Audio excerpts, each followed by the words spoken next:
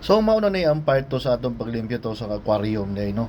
So nauna na tong part 1, so mauna gabutan na tag tubig diha unya methylene blue solution para sa anti kuan sa chlorine atong gibutangan diha. So drops lang na diha para di kayo siya makuan ma blue og maayo. So para kuan lang sa chlorine lang para di mamatay isda.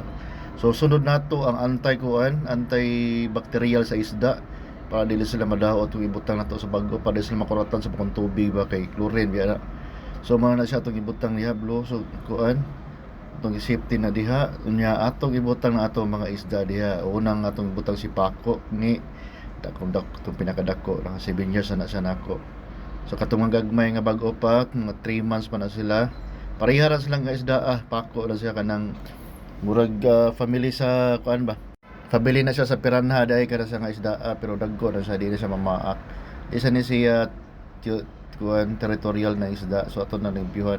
So lipay kay sila kay bag-o na ilahang kuan ilahang tubig after 1 month kapin kay dali kay siya mag-green good. So ako na siyang gikuanan, so ako nang ibalik ang mga staff sa taas.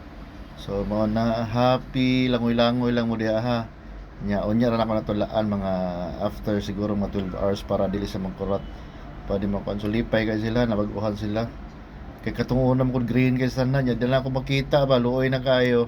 So bye appear